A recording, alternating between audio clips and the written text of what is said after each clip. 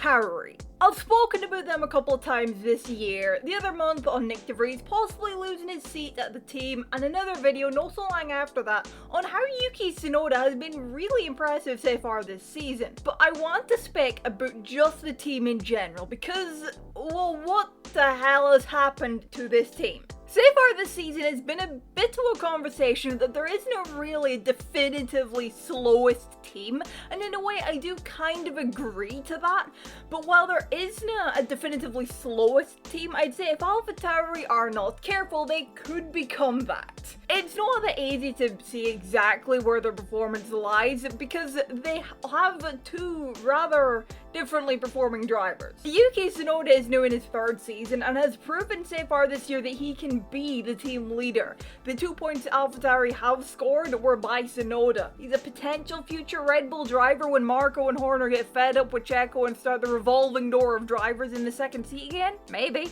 Then there's his rookie teammate Nick DeVries, who hasn't been quite as good and was given a warning that he needs to improve last month or so apparently, of course. And yes, again, he is a rookie and every driver will take a different amount of time to adapt to F1 and to different cars, but my point here is that his performances haven't been as good as Tsunoda's, and as a result of that, and the back end of the field is a bit on the tight order, it's a little difficult to read exactly where this team's performances lie, but I just have to wonder, how did things end up going so wrong for AlphaTauri for them to be now the last in the constructors currently? A period history lesson for those who may not ken the history of this team.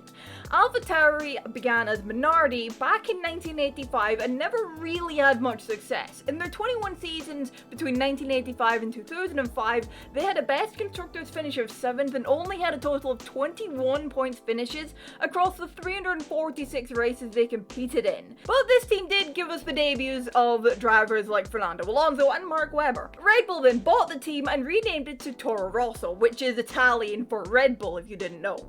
And that became Red Bull's avenue to get their junior drivers into F1. Toro Rosso basically became Red Bull's junior team. Toro Rosso had a lot more success than Minardi did. A best finish in the constructors of P6 on 2 different occasions with 146 points finishes across the 268 races they competed in before it was rebranded to the current team name now, with of course 2 podiums in their final season as Toro Rosso in 2019 from Danny Kvyat and Pierre Gasly, and of course a race win coming at the hands of a young Sebastian Vettel back in 2008 at Monza. During this iteration of this team, then this team brought us the debuts of a few notable names. Not only drivers who are notable in today's world of F1, but drivers who have gone on to be notable in other racing series as well. Sebastian Buemi, Jean-Eric Vergne, Danny Kvyat, Max Verstappen, Carlos Sainz, Brendan Hartley, Pierre Gasly, Alex Albon. And now we come to the team's current state. Known as Red Bull's sister team Scuderia AlphaTauri, the name change coming ahead of 2020 to promote Red Bull's clothing brand We Say Name. It's still the same team basically as it has been since 2006, just new under a different name.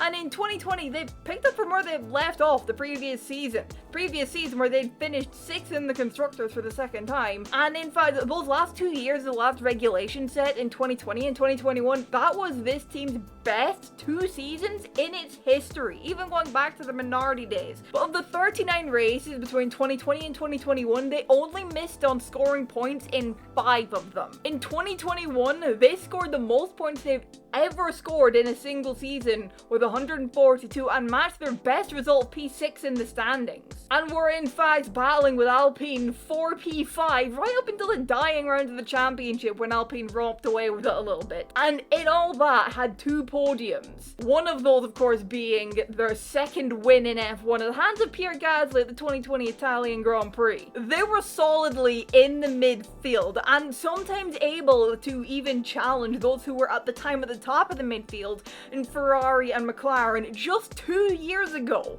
And for there it's been a very bit of a hard fall to where they are now. The AlphaTauri are said to be going through some changes. Team boss Franz Tost will be retiring and is said to be replaced by Laurent Mekies, who will be joining the team from Ferrari.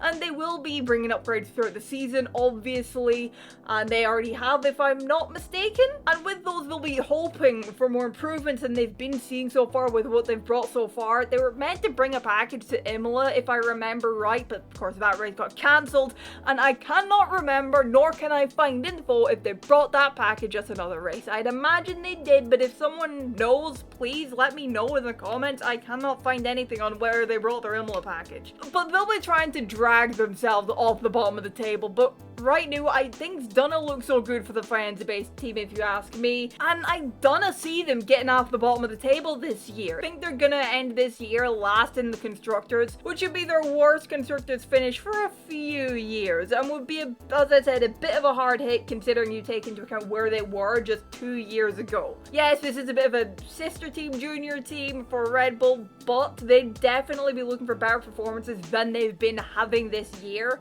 This new regulation set just has not been working out for them. You'd think from last year to this year they could maybe make a bit more of a jump, but if anything, they've gone backwards compared to where they were last year. Last year, they were not good. What do you make of AlphaTauri right now, though? Let me know your thoughts down in the comments below. Drop a like if you enjoyed the video, subscribe if you're new. Thank you all so much for watching, and I will see you in the next one. Bye-bye.